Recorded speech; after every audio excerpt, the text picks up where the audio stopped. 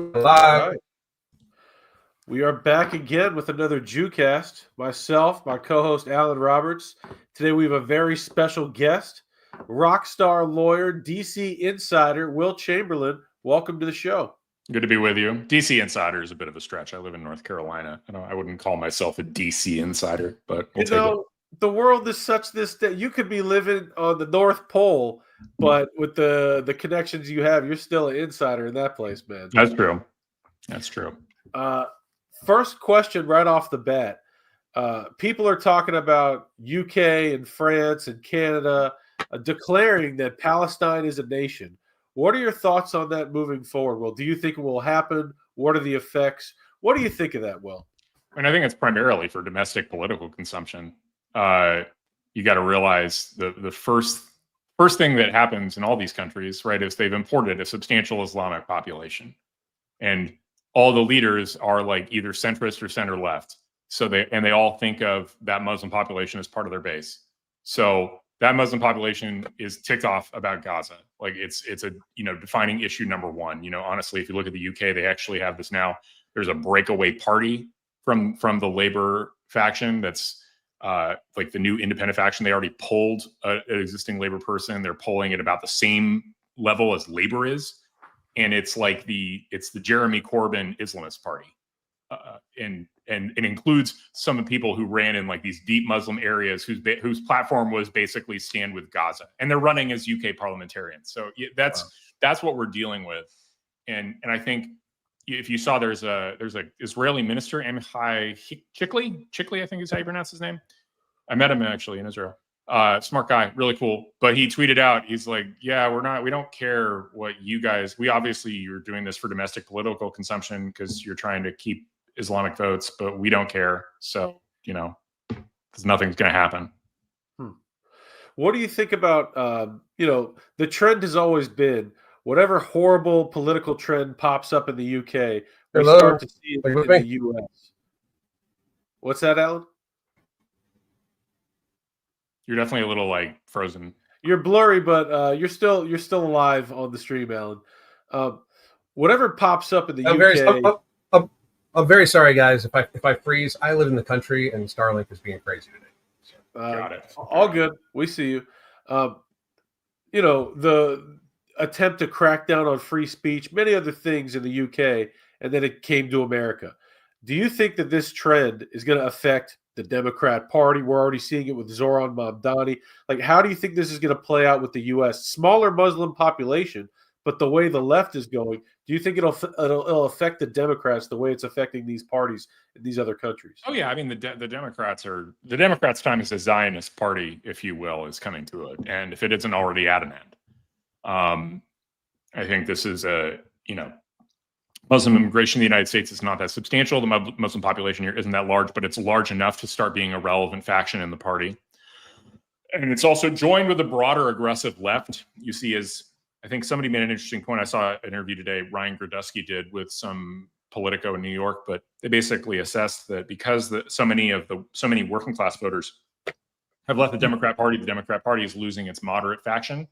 And as a result, you're getting an increased dominance of the hard left faction, which has always been hostile to Israel. So the combination of some amount of increased Muslim migration, making it a more relevant political faction on the left, combined with the fact that the center, the gravity of the party, the base of the party is shifting hard to the DSA types. That's going to lead to, the Democrats becoming more and more anti-Zionist. I don't think Zionism has much of a future at all, the Democrat Party. Do you think that left-wing Jews, we're seeing it with people like Bill Ackman shifting over, but as far as a larger voting trend, do you think that these liberal Jewish communities in America are going to start realizing that the Democrats are not their friends and shifting to the right, or will they go along as the party becomes explicitly anti-Jew? I mean, my understanding is that the Reform Jewish community isn't really replacing itself. That what's happening with Reform Jews, which is kind of the source of, the Reform Jewish communities in New York and Los Angeles, they're not replacing themselves. Their children are not staying within the tribe.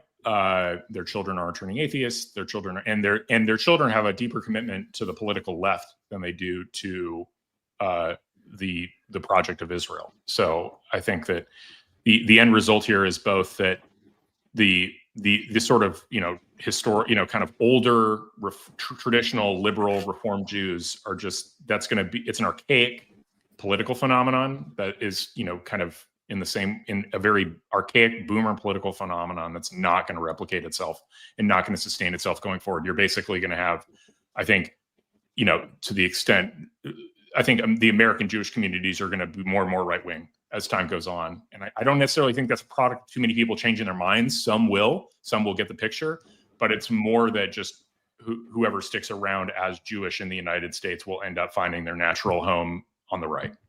I think so too. I think that it's been going in that direction for a long time. Something you were discussing, there's not a large population relative to the entire United States of Muslims in the country, but it's there and it's growing. Do you think that the trend, we saw Mahmoud Khalil was getting deported. Now he's not getting deported. Do you think that there will be an increase in deportations of people with names like Rumeysa Ozturk and Mahmoud Khalil, or even the denaturalization of the Somali community, which everybody that takes a hard look at it realizes they're not a good fit for America? Do you think that the mass deportations will tick up amongst the Muslims? So I think even if those deportations are currently on hold of people like Khalil and Ozturk, those deportations are going to go forward. I think I've looked at the law. The Trump administration's on the right side of the law, especially with regard to Khalil. Ozturk might be a slightly closer question, but even so, I think the courts are ultimately going to conclude that, if the Secretary of State makes a determination that your presence here is not in the benefit of the United States and hurts our foreign policy, you're gone. I think that's the way our law is written. I think the courts are ultimately going to agree, and there's plenty of years left to resolve these things in the courts. As to the wholesale denaturalization of the Somalis, I don't think that's going to happen, even though I really don't see a reason why we need to have any Somalis in the United States. I really don't. I think that Somali immigration should be brought to a complete halt, just zero visas, and essentially the Somali community encouraged to head home. But I don't think that's going to. There's a lot of problems with like a formal mass denaturalization. I don't think that would be lawful. That's the trick of it.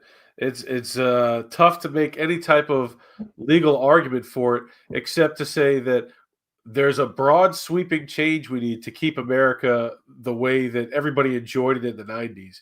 And we've had massive changes in this country throughout the generation.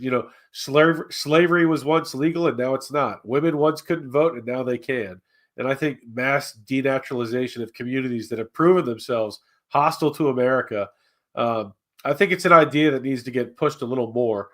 Do you think if there was some type of broad change in America's future, that this is something that's possible, or you just couldn't see any future where this happens? I can't see denaturalization being done en masse. I think it would require like a constitutional amendment. Yeah. I don't think this is something you could just do by statute. You've granted somebody naturalization. There are already a process for denaturalization for like enumerated reasons, like you do something within the 10-year period post that indicates hostility to the United States personally, but it just doesn't fit the Anglo tradition of law. So I don't see anything like that happening. I think what I do see happening, and the Somali community isn't big, right? It's really big in Minneapolis, but it's in one place, it's in one town. It's like 100,000 people, something like that in America, roughly. That's the right size. It doesn't need to, or not the right size, but that's enough. That's sufficient. Like we don't need any more Somalis. I guess I will never visit Minneapolis, Minnesota. I could just strike that off the list of places for the rest of my life. I don't really see the reason to go. There's nothing going on there. Alan, I saw you wanted to jump in for a second there. Well, do you feel that because I believe in 100% deportation, but denaturalization, should that not pretty much, if you mentioned the 10-year rule thing, but we have a lot of people that are over here on green cards, visas, and such a thing. So every second they join a protest, we should be removing these people, and we should be doing it extremely public. Like, yeah, I think I'm of the view. Yeah, I agree. If you're on a green card and you're out here protesting on behalf of a designated terrorist organization, like you're out here chanting from the river to the sea, like you can go home. You don't need to be here anymore. You're not. Right, exactly. And, we should be looking hard at people who are recently granted naturalization who then are attending these protests, right? Like, and the question then is, did you take the oath of naturalization in good faith? Because, I was thinking about this. I read the oath of naturalization. I looked at a guy like Mehdi Hassan, who became a naturalized American citizen, I think by marrying an American citizen. And I don't see on what basis you could say that he took that oath in good faith. He's not loyal to the United States of America. He's not, you're supposed to have juror loyalties to foreign potentates when you naturalize. He hasn't done that. I don't think he hates the country. He really does. Like it's really transparently obvious from the way the guy talks. He doesn't like the country. He's extremely hostile to the country's foreign policy. Wants to flip on a dime the moment he became a citizen. Like, well, I think that there should also be a condition to give up, your statehood in the place you leave. Like, I don't like. I'm all for legal immigration, but I just think we need to start taking a very serious look at even that process, because very honestly, we're using that process to basically bring in the top end people, and that's not, that basically spurns the motivation of a lot of Americans. Like, we should push our people to be top end, Yeah. But beyond that, like, I think America could go through quite a long period of time where we did zero immigration at all, and just to get our shit straight, basically, I think a good policy to aim for is net zero, right? You sort of where you say, like, we're not going to completely zero it out, but we're gonna try, especially, and I think the correct amount of Muslim immigration is zero. I think that just period. I think that's the correct amount of Muslim immigration. I don't think that I think the costs outweigh the benefits of Muslim immigration to the United States. Speaking of specifically denaturalizing somebody, especially when they're hostile to the country, this guy, Zoran Mamdani, I believe he had to sign that he was not a member of the Communist Party when he became a citizen. I think those laws are still on the books. Tell me if I'm wrong. Do you think that he specifically should be denaturalized, or is it a bad political move? Oh, we're going after our enemies. The old adage, like, don't use power, they'll use it on us, even though every time they get power, they use it on us. Do you think he should be denaturalized and deported? Yeah, I think he should be denaturalized and deported. I don't think he's loyal to the country either. I think he only became a citizen, 5 years ago, and he's running for mayor of New York. What? Like, that's crazy. You just showed up. Like you are, he had his marriages in Uganda under, with armed guards with AKs, and he's telling Americans we can't have AR-15s. Like, what? Go leave, you asshole. Yeah, I don't like Mamdani. I don't think he's another example of someone who I don't feel took the oath in good faith. And you can point to very specific things. And I think that's the way you have to look at it. Like, I mean, we could say to ourselves, like, we have this guy who supposedly took an oath, and we can look at his social media postings and prove that the oath was taken in bad faith. You go home.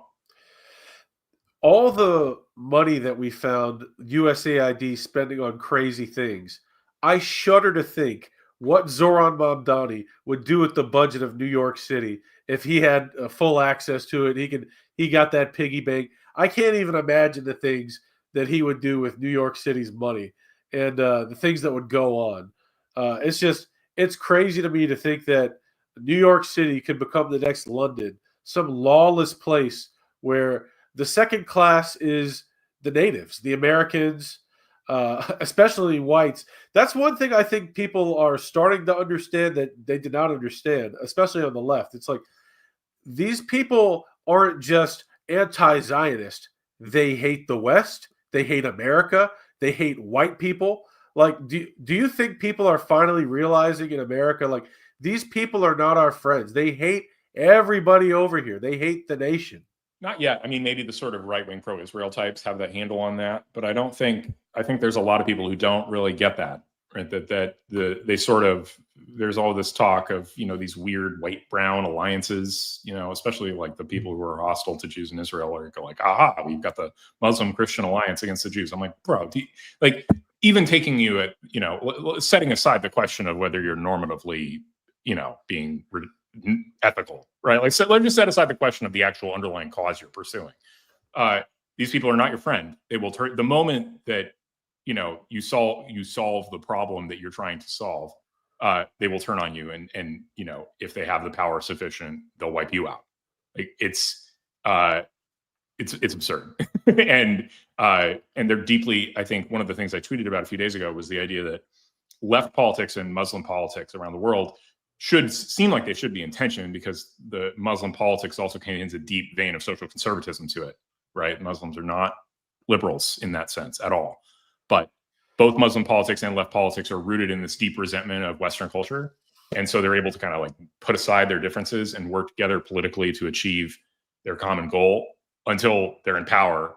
This is literally the story of the Iranian Revolution, right? It was like the useful idiot left, along with Islamists, overthrew the Shah, which Jimmy Carter thought was too mean. And then we got the Islamic Republic, which has been a nightmare for human rights too, and for the leftists who they killed, like just after they were done with them. Like it's a very, very bad idea. And I think, well, aren't these areas of the world places where with women and minorities decades ago had more rights than they have now? Like, I mean, you see all the pictures of women in Saudi Arabia from the 1960s and 70s. They're wearing dresses and they're driving cars and shit like that. And now they're basically indentured servants. But yet America was that better. So is the UAE, right? Like you're actually seeing some modernization finally. But yes, especially in Iran. Iran went completely backwards. Like Iran was much more modern and liberal in the sense that we would approve of in the 70s prior to Khomeini, and the policy that led to the end of the Shah was radically, the idea that Carter was such a terrible president for so many different reasons, but one of the many things he did, which was really silly, was play footsie with the Islamists and say that the Shah was being too mean. That was really stupid and really not good for American interests. Right. Something we were talking about, this undermining of the right in America by these people pushing Islamism. It's being done by the dissident right. These people, a lot of them are supporting Zoran Mamdani. And I feel like this is the future. Like the fight for the future of America is right now on the right. There are people pushing for integrating as you put it, the Muslim Christian alliance, trying to bring that into power, into the right, into fashion. All they're doing really is helping the left, and they're undermining President Trump. There was a debate last night, Alex Jones debating everybody's favorite 5'7" Mexican, Nick Fuentes, who was arguing that we should stop supporting President Trump, which is just, it's incredible to me. The last 5 decades of American history, and in my lifetime especially, there's been no greater champion for America than President Trump. And these dissident right characters are trying to undermine the one guy standing for America, for American nationalism against globalism. And all they could ever do, which is why CNN is now sharing this guy, MSNBC is now sharing this guy, because he undermines the right. He doesn't build the right. Do you see it the same way I see that this right here, this fight within the right, for which I see as winners versus losers. It's total losers that spend their time hating on Jews all day. Like, do you see this the same way, that it's like the fight for America's future is within the right, with the so-called dissidents trying to undermine American nationalists to the benefit of Islamists and communists on the left? So, there's different parts of the dissident right, if you will. There's plenty of dissidents who I would classify as more indifferent to Israel. Right. They're people who are not like necessarily pro-Israel, but they don't vibe with like the aggressive hostility to it. They think it's kind of silly. And then there's the group of dissidents who are like deeply obsessed with Israel. And the commonality there, and I hate to say it this way, most of them are brown. Like real talk. Like Sneeko, Myron Gaines, Amru Foodle. Like, what is it? Is it really news that a guy of like Arab descent in the United States is hostile to Israel? And he's a base rightist? Yeah, okay. Right. Like it's the same thing. It's basically just the same phenomena. So it's not, and moreover, I don't think I honestly don't think these reflect an authentic reflection of modern American views. I don't. I think you have one thing I think to keep in mind, and this is especially in the world of social media, there's two dynamics at play that make anti-Zionist narratives seem more popular within the United States than they are. The first is the fact that there are 2 billion Muslims in the world and 20 million Jews. So you start there, you realize that, like, just in terms of who's going to get more likes, who's going to get more engagement, given that that's the new metric of everything, anti-Zionist narratives will, right? Like, if even 3% of the Muslim community is rabidly anti-Zionist to the point of like being very engaged, you're just going to overwhelm, in terms of numbers of social media likes alone. So that's dynamic number one. Number two is I really do think there is, in addition to that, a motivated effort by foreign actors. I don't even know if they're state actors, but foreign actors to try and essentially psyop American influencers into thinking that anti-Zionist politics is attractive to their audience, especially right-wing thinkers. Because if I were trying to manipulate public opinion in the United States, I wouldn't do it by buying an influencer. That's not how to do it. I'd use a bot farm and I'd like all the influencers' tweets that say what I like, that say things that push the narrative that I want pushed. I would like those incessantly, because I know, even just from personal experience, but also having watched this happen to a lot of people, you sort of let yourself push, your content gets steered in the way that gets you more engagement. And it's not even like an intentional thing necessarily. You just feel better when you get more engagement. So you steer your takes in the direction that gets you more and more engagement, even if that engagement's inauthentic. So two competing dynamics. They are also monetarily rewarded for it too. Like that, yeah, the way the system's set up, they're also monetarily rewarded. Twitter, X, YouTube, you get more cash if you're saying the thing that gets more engagement drawn to you. So the combination of those two dynamics, right? The world, whereas in the United States there's still substantially more Jews than Muslims. There's a lot more Muslims in the world than there are Jews, and there's also foreign interests, I believe, pretty strongly trying to like create these using bots to inauthentically prop up people. And prop up particular messaging. Those two things mean it's just I think you've seen a lot of influence kind of get steered in this direction, but I don't think whenever you do polls of the United States public more broadly, and especially the United States Republican Party, like Republicans are pro-Israel. Even young Republicans who are a little more skeptical are still pro-Israel, or at least certainly not anti-Israel, certainly not pro-Hamas. It's just such a brilliant point. That the foreign funding, they don't even need to go grab somebody, tell them what to say. They do it through audience capture. The audience is going bananas. Oh, we love it when you say this about Israel or this about the Jews. And so they just keep going bananas. I think that phenomenon has taken a hold of certain people and just grabbed them and twisted their minds. I'm thinking specifically Jake Shields, maybe Stu Peters, although I think my explanation of Candace. Remember, Candace was a pro-Israel influencer. Yeah, I think maybe it's combined with having a bad experience with the Daily Wire. Yeah, it's the same concept though. It's the ability to control the narrative, which has been the sad history of America for at least the last 20 years. The more they spew to us that these are the people you listen to. Like, think about why you listen to your doctor. Like they're always telling you to trust your doctor. If you actually take a back step and look at the healthcare industry, there's absolutely no reason to trust these people, like at all. Like they're financially incentivized when you are sick.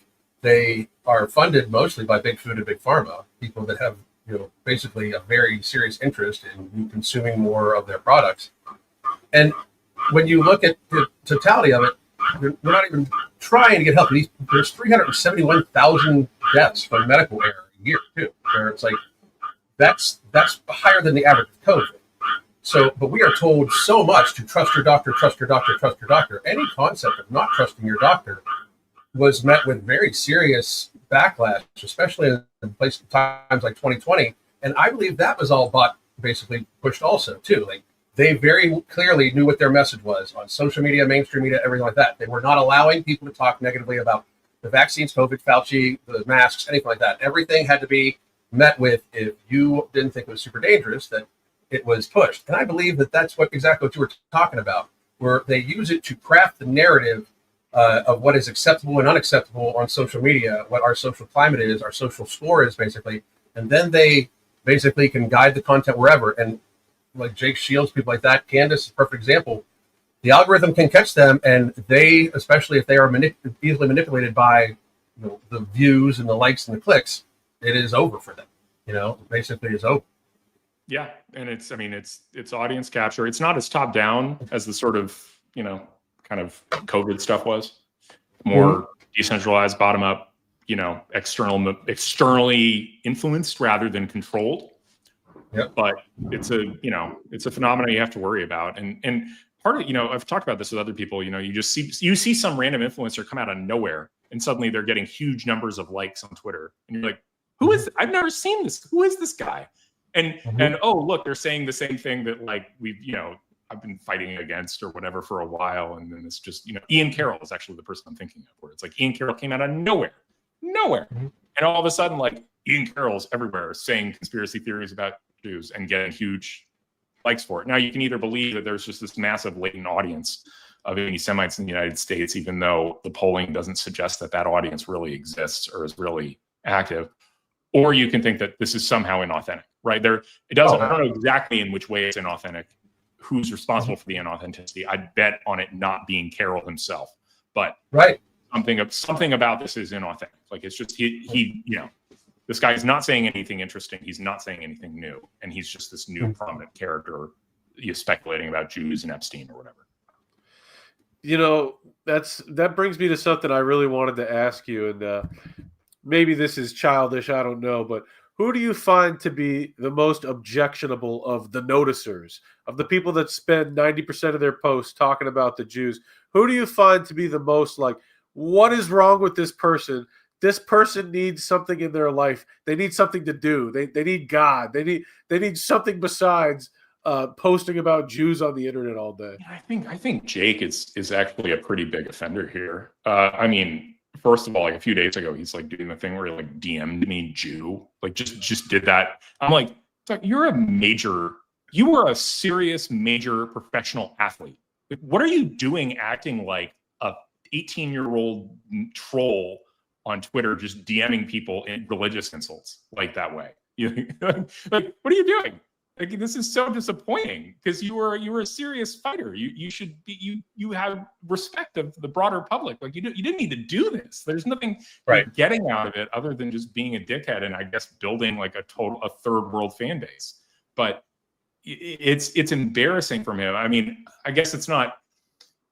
Candace I think is smarter, so it's more disappointing in that regard.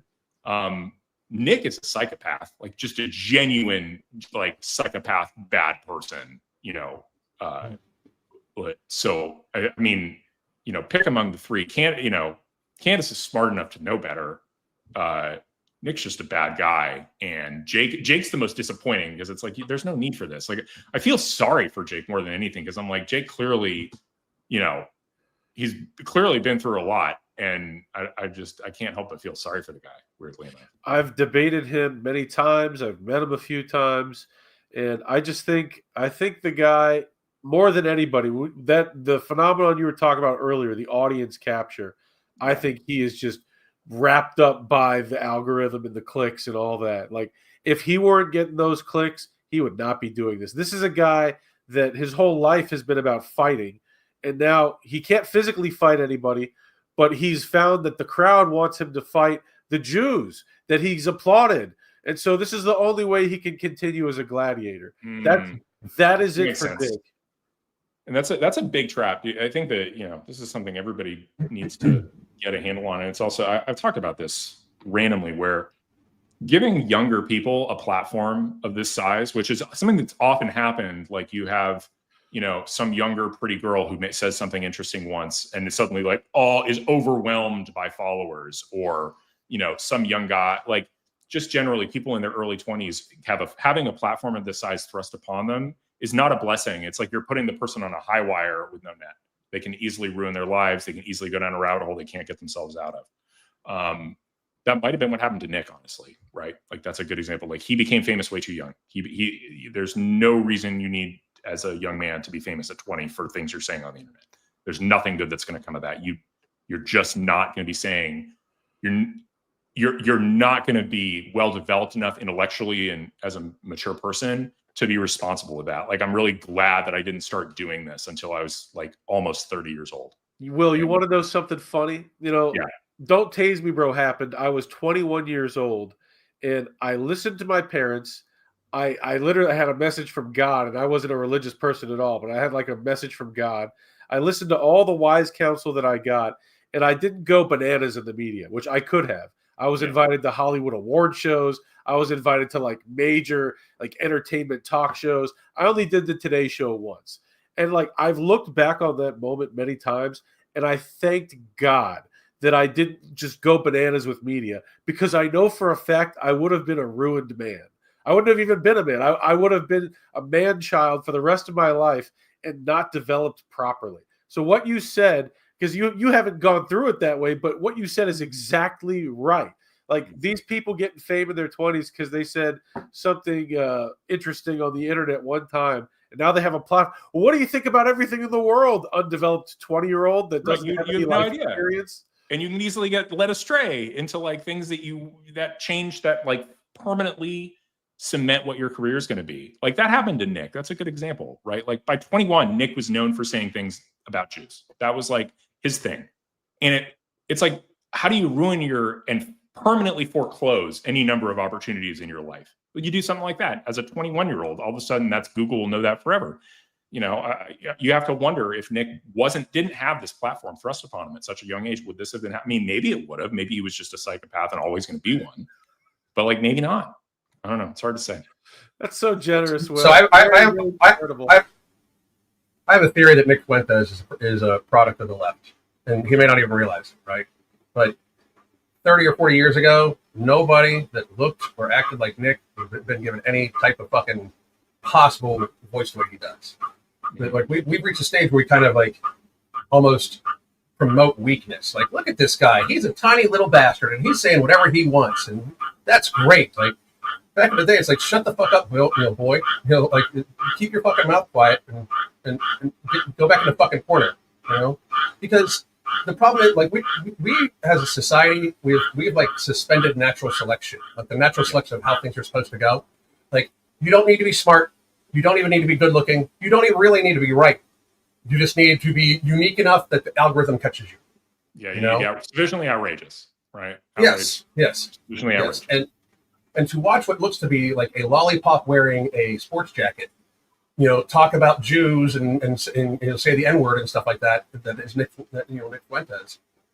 I think that's just algorithm fed, and I think you had it right. They picked him out of no place. I have yet to see him, like, he repeats stats and everything like that, but I've yet to see him actually use logic to a great degree.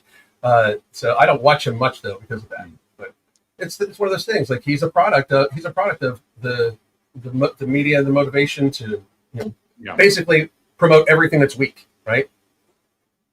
Well, I mean, he's certainly at this point in a very strange box where he's effectively made himself an adjunct of the Democrat Party. That's the other thing. He's the other thing about this totalizing, his politics has become kind of single factor politics, right? Everything is downstream of, in his view, like Jews being bad, and our politics need to be, our American policy should just be much more hostile to Jews in Israel.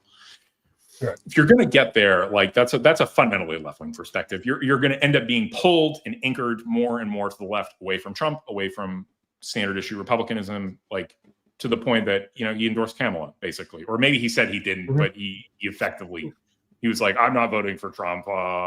Trump's too Zionist, and now he's bragging about, see, Trump is super pro-Israel. Like, okay, right.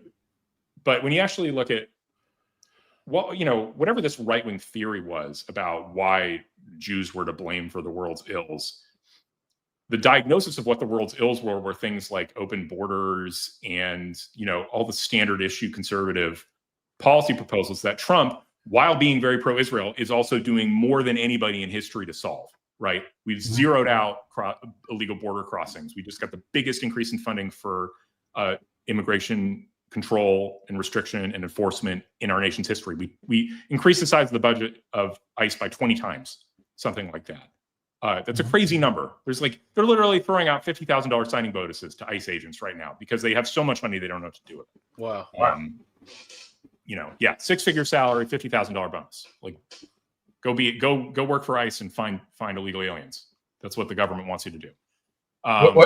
What's the website to apply to that again? It's the ice.gov.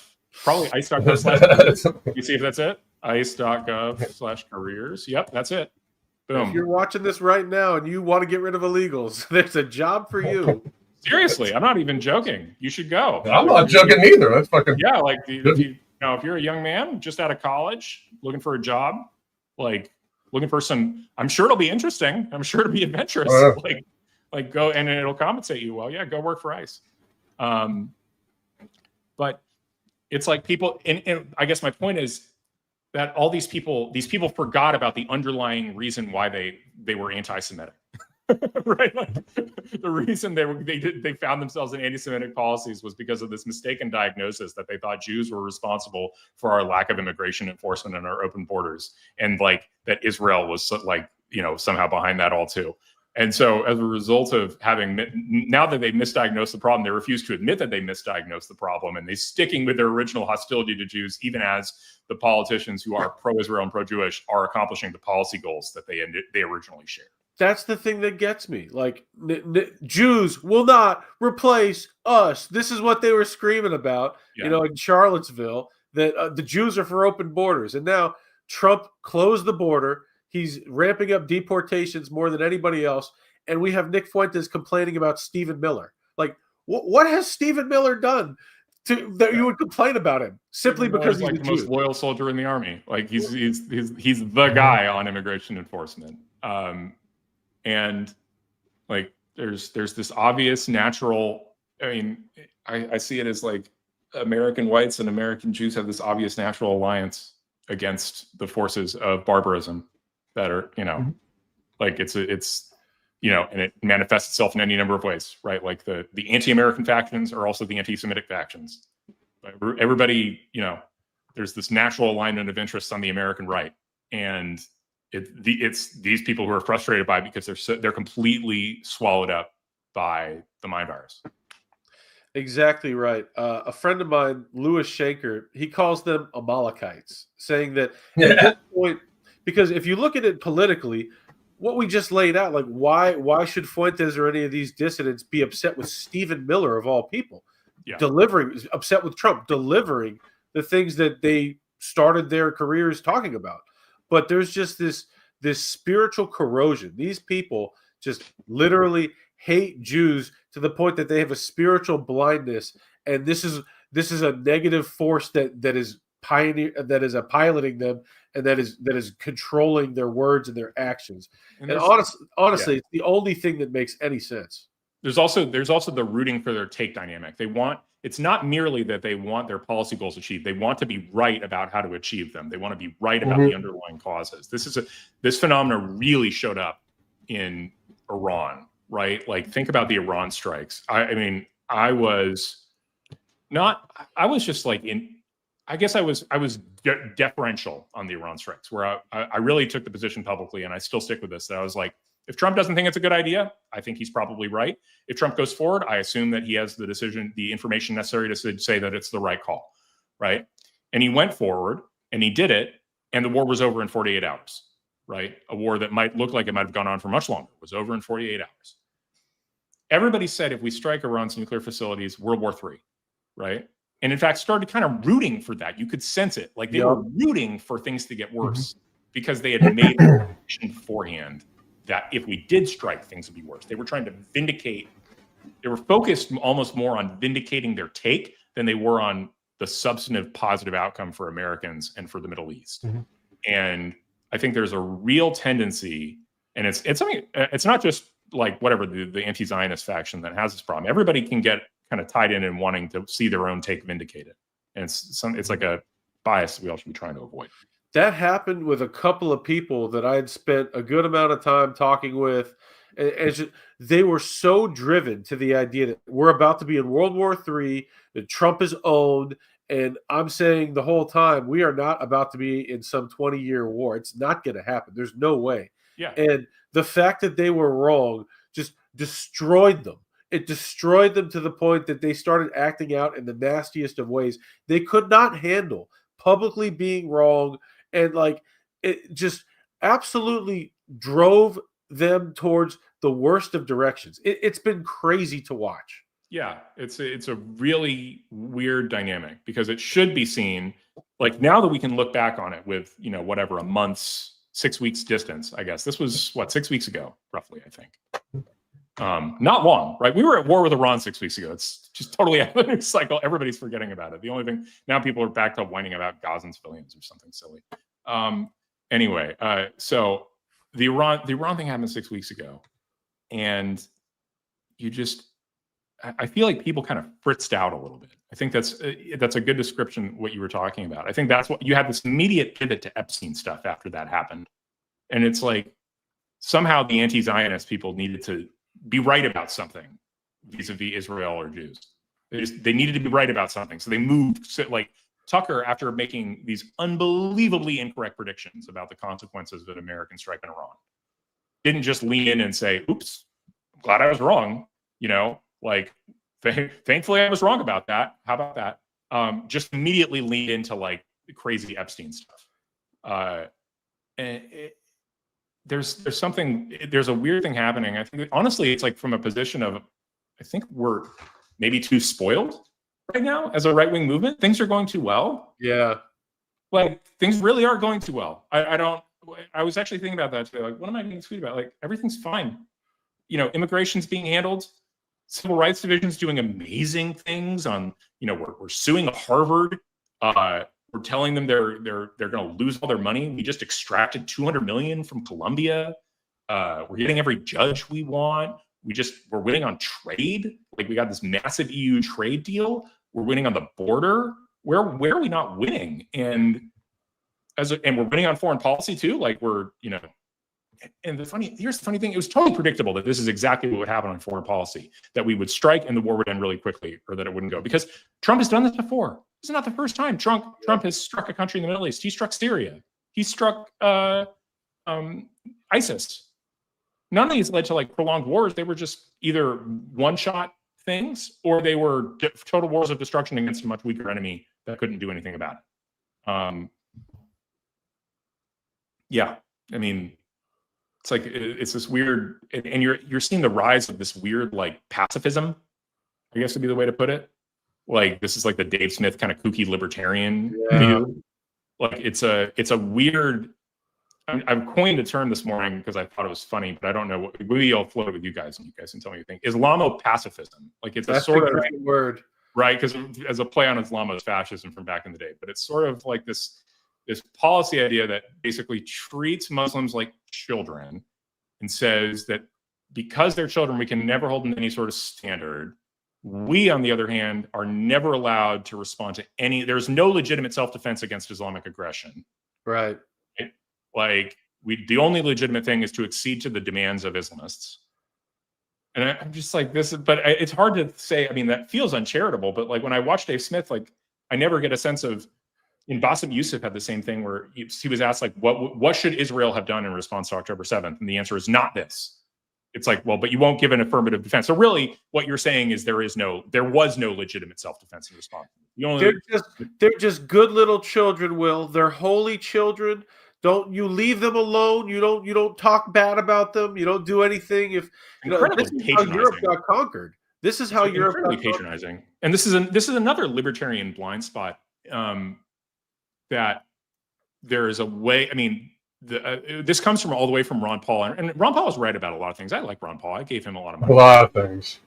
But it comes from this old school libertarian stuff that's like everything is blowback, right? Everything that happens in the Middle East is ultimately our fault. It's ultimately a response to our mistaken foreign policy actions, our failure to understand what's happening, right? Everything that happens is that. And that's very patronizing, and people understand it's very patronizing of Muslims. It's very patronizing of the Islamic world, because what it suggests is that they don't have any independent ideas or agenda of their own. Yeah. That they're children they're like NPCs. They're literally like NPCs there to be acted upon by the actual player, the United States. Whereas The sophisticated view says, no. These people have these are civilizations that have been around for a long time. These ideas have existed for thousands of years. They have their own agenda, worldview, foreign policy goals that they're trying to accomplish in their own way. Those goals are going to be in conflict with ours. We shouldn't just accede to what they want when those goals are in conflict. That doesn't necessarily make sense at all. But rather than assume that literally everything that's happening in the Middle East is just our fault, no, assume that, listen to what the people in ISIS are saying. They have a vision that they're trying to, they have a world state that they're trying to achieve, independent of what we do. Like, they want a caliphate. They don't have a caliphate. They want a caliphate. They're going to use military force to accomplish that if they can. So should we stop that? If we should stop that, where should we stop it? How? But the idea that they don't just want a caliphate because we were mean. Right. Exactly right. Will, you're showing the blind spots, and I hope this gets picked up and people watch it, because this is the issues people are not seeing. Very, very on point. I'm literally getting texts right now. This is the best show that we've ever done, Alan. People are saying, and big credit to Will. Something else I wanted to get into that I think not enough people understand, which you hit on it already, just the fact that so brilliant. How many billion Muslims? 2 billion Muslims in the world? Yeah, 2 billion. So right. With 2 billion Muslims plus, bot farms or whatever else, they can make any message they want go viral. And they are using this power to do crazy things. Like, there was a guy in an airport that grabbed a baby and just grabbed a 2-year-old and body slammed him. And all at the same time, Adam E. Media, Syrian Girl, Suleiman Ahmed, they all said this is a Jew just grabbing a random child because he's Iranian and killing him. And this is what Jews do. And this went super viral. And before anybody did any sort of checking, this is the story. Meanwhile, the guy is a Eastern European Christian. They found a picture of him wearing his cross. But he's a Jew. That's the story. He's a Jew just randomly killing a baby. Yeah. I mean, it's reflexive. And, if you can't win a real war, win a PR war, right? Like, that's Absolutely. The substantive problem. Well, a lot of wars are PR wars nowadays. That's true. I mean, when you look at it, that's where it's fought. I mean, for goodness sake, they were carting over celebrities to make Zelensky look like. Yeah, I mean, same thing Ukraine's trying to do, right? Ukraine was having trouble winning the real war. They're trying to win a PR war. I mean, it is the Palestinian strategy, right? Like, that is the funny, one of the reasons, like, if people really wanted to help the Palestinians, really, really did want to help, the first thing they would be much more helpful to them by not caring. And it's a weird thing. It's a paradox, but it's true, right? It's because you care that the Palestinians have chosen the strategy of sacrificing their people in this dramatic fashion. If you didn't care, they wouldn't choose this strategy, but you do. Right. So they do. Like, if the world were actually solid on the question of, like, no, you built your military fortifications under your civilian population. The deaths of your civilians are the fault of the people who did that. That's a war crime, right? Right. So, and basically being like, we're not, if everybody were just indifferent, and they're like, oh, I guess Israel's going to take over your country now. Oh, well, maybe you should consider making peace. Mm-hmm. Like, things will get, basically, if the attitude of the international community was just a unified voice to the Palestinians of, like, you should really make a peace deal because the next one's going to be worse. And nothing's going to change about our attitude. Like, we don't care what you do. We don't care about your PR. We don't care. Like, nothing's going to change until then. They'd make a peace deal, and the hostages would be home, and they'd be far better off. But it's toxic empathy in the sense that the broader empathy of the world is not helping the Palestinian cause. It's not helping the Palestinian people. Maybe it's helping the Palestinian cause in the sense that it's keeping alive a possible victory condition for Hamas, but it's not helping the Palestinian people. Another banger point: toxic empathy. Yeah. Oh, this is incredible. Alan, go ahead. The toxic empathy thing, them pushing that through the universities and everything like that. That's where a lot of the younger people are grasping this, the alliance basically with what they see as Palestine, Gaza, anti-Zionism, those type of things. Like, it's very strange to me how anybody is even concerned with what's going on over there. Like, we are $37 trillion in debt, and young people are like, send them more of our money. Like it just goes to show that these universities are not preparing them for how this would actually affect them. I mean, I always point to the Gays for Palestine being one of the most like that at one point in time that had like 1 million followers. Yeah, talk about something totally self-defeating, right? Totally, it's insane. Yeah. I mean, if we didn't care about you guys, we'd actually send you guys over there. Like we would like if we wanted to do away with them, we could give them tickets and it would be over. See how it goes for you. Right. Yeah. The thing to me is, I don't know if it was always this way, but the PR, yes, the social media is making things just unbelievably crazy because people they've never seen Pallywood before. They don't understand that they gin up fake injuries and crazy stuff. But like the New York Times just had to apologize. That picture they printed, it's a malnourished baby that is starving. But no, it was with a genetic disorder. It was a baby with some medical condition, and that's just how it is. It's not because the baby is being starved. But if there really were a starving baby, they wouldn't need to use a fake photo like of a baby that just has a medical condition. But like that story isn't getting out there. Okay, they apologized. They used a photo. It was fake. But then they don't really correct the record and say, yeah, there are no starving babies, or we would have chosen one of those for the photo. Yeah, but has it always been this way, Will, where the mainstream media pushes the Palestinian lies? It didn't used to be this way. Although, I mean, they've always been leaning a little more in that direction. There was like some great old Yarvin quote is that the reason that the Palestinians don't need anything like IPAC is because they have Princeton and the New York Times. The reason the Israelis need IPAC is because they don't have they don't have the broader set of American academic and cultural institutions supporting them. Mm-hmm. The New York Times doing that is remarkable, but then again, not that remarkable. They've been doing similar stuff the entire time. And it's a weird interest. Somebody compared it to like the Black Lives Matter hysteria, where it didn't matter how untrue or ridiculous a shooting incident was involving police from like 2015 to 2020. Like, no matter how unfair the facts, like no matter how much the facts vindicated the police officer's decision and showed it was a good shoot, like it still led to this hysteria. And finally, the only thing that finally stopped it was like body cam videos where it's just completely irrefutable that it's the cop who was in the right and the attacker who was in the wrong. We're seeing similar stuff with this. I mean, this Gaza stuff. That's not to say that there isn't some hunger in Gaza, and it's a war zone, and the difficulty of getting aid into it in a way that doesn't enrich the adversary is a real challenge that the Israelis are dealing with, along with some American nonprofit help. But like, if there were mass starvation, we would see it in more than in a photo of one kid with a muscular disorder. Yeah. Not only that, but is it really the responsibility? Like when you're at war with somebody, this is why I don't like soft war. If we're going to war with somebody, let's get it on. We should leave everybody else alone. Just mind our own business until somebody messes with us, and then let's get it on and end it very quickly. But this is like a little bit of a soft war. So we're going to bomb you, but we're going to make sure we bomb you in certain areas. Listen, your people and your government are doing this. We're going to try to avoid citizens, but we're not rebuilding shit. We're not using any of our, like we should not be paying to rebuild anything that we blow up because they need it blown up.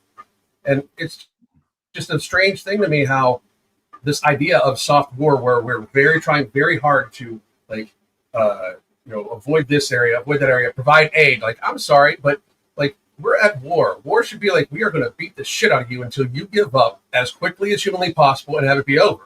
And I think this idea of soft war and giving aid to, like, trying to provide aid to people inside of a war zone area like that just prolongs the misery longer. Yeah. Like, it just makes it go on and on and on, It's really, and it shows it's just really difficult to conduct a war in the modern era. Like essentially the proliferation of social media, viral video has imposed new rules on Western countries.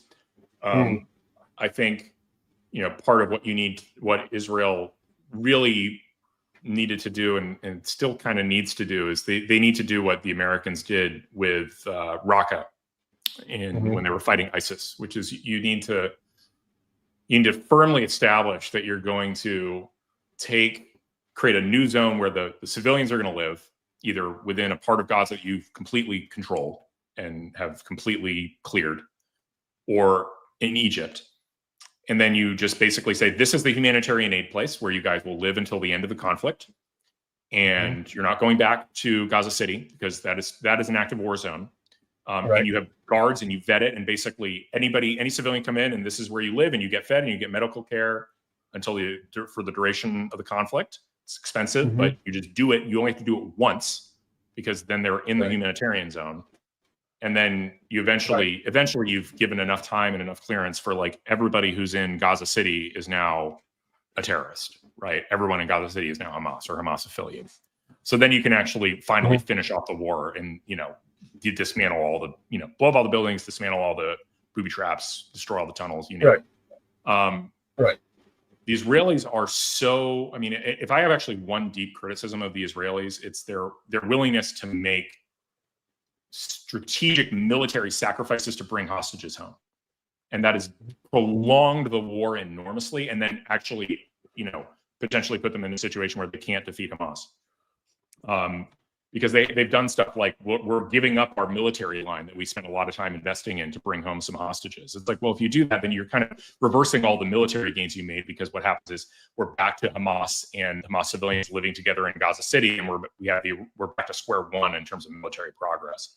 Or maybe not square one, but you're giving up a huge amount of military progress, which is going to cost you more and more Israeli lives to have to bring back. So I don't know. I think the Israelis are definitely very vulnerable to hostage blackmail. And it's their big weakness, and it's it's the reason this war has taken so long. American conduct of this war would have been much faster and therefore better for everybody involved, right? War is hell. It's better if it's shorter. You answered a question I wanted to ask without me even asking it, what you think should be done in Gaza. Brilliant. Your incredible analogy saying that I remember this time. Every black person in America that was shot by a cop, they were a victim, no questions. They were a hero. They were a martyr. And then you dig into it, it's like, no, they were actually like in the process of stabbing a woman. And this one shouldn't be a hero. But it's too late. That was just the environment. Once it's in the media megaphone, once it's in the cause gets invested in it, and then that's all you hear about. So to this point, I have a question for you from Louis Schenker. He asks, I would be interested in hearing Will speak about if he sees the socio-cultural feelings about Jews in Israel reversing course in the future. If so, how? If not, what are the implications? Yes, I do see them. I think that a big part of it's a double phenomenon. The war in Israel has gone on for a really long time, relatively speaking. It's I think it might be the longest war in Israel's history, actually, at this point. I don't even know if 48 was longer. It's a long war, wherever that everybody's publicly obsessed over. There aren't a lot of other wars going on that are interesting. Like Ukraine-Russia has been a freeze for a long time now. So it just hasn't been newsworthy. Things are going super well for us in the United States. That's, I think, the other thing. There's just not a lot. There's not a lot to talk about or be obsessed about or stir up controversy about. Things are just going well. When this war ends and our political situation becomes more domestically focused, I think there'll be a shift. And I don't think that if the war does end, I don't think that the anti-Israel energy will be able to sustain itself especially on the right. I think it'll sustain itself on the left, but I don't think it'll sustain itself on the right. And I think that, I think that essentially Jews in the United States will find themselves, especially younger ones, drawn, if they're going to stay Jewish and within the community, then more and more drawn to the Republican Party. Thank you. Will, this has been a phenomenal show. I gotta so much. say, Yeah. This one was special. You brought a lot of clarity to a lot of issues, and I really can't thank you enough for doing this one, Will. Happy to do it anytime. Thank you very much, sir.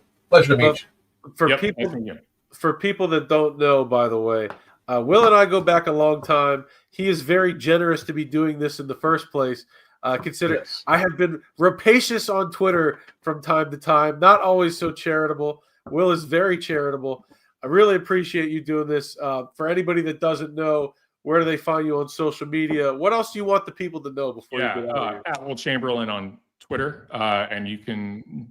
I'm involved in 2 big projects right now. I guess that's my employment. The Article 3 project, we're fighting to get Trump's judges confirmed.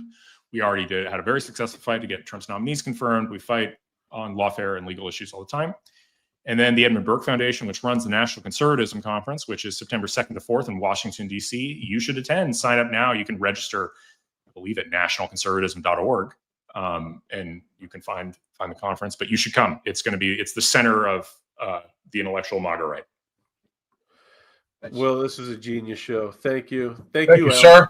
Absolutely. Thank Happy you. to do it. Thank you, Andrew. Appreciate it. And see you guys soon. We're out from Jewcast.